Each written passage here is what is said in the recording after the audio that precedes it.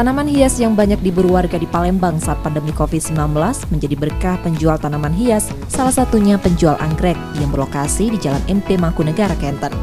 Sejak banyak warga yang mengisi waktu di rumah dengan bercocok tanam karena pandemi, penjualan tanaman anggrek di tempat ini meningkat hingga 50%. Menurut penjual, anggrek masih menjadi idola kalangan pencinta tanaman hias karena warna bunga anggrek yang tak kalah cantik dari tanaman hias yang lain. Dendrobium adalah jenis anggrek yang paling banyak diburu warga. Dibutuhkan media arang untuk menanam dan perawatan tambahan lainnya seperti pupuk dan obat anti hama untuk budidaya jenis tanaman ini. Kalau anggrek khususnya sih memang untuk selama pandemi ini agak lebih ramai. Tapi memang anggrek itu kan sudah punya pasar tersendiri.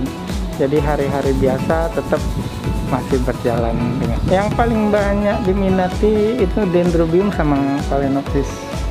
Yang paling ini, kalau yang spesies-spesies itu khusus yang hobis, benar-benar hobis. Cara merawat anggrek yang terbilang praktis menjadi alasan warga membeli tanaman hias satu ini untuk menambah aktivitas di rumah saat pandemi COVID-19. Kalau saya sih sejak COVID ini kayaknya lebih banyak kegiatan kayak gini, nanam-nanam bunga. Pertamanya untuk menghibur, untuk penghijauan dalam rumah tuh di rumah kan. Ya kalau kita selama kita sibuk kan nggak terlalu fokus ke bunga kan. Dari dulu suka anggrek karena bunga asli Indonesia kan.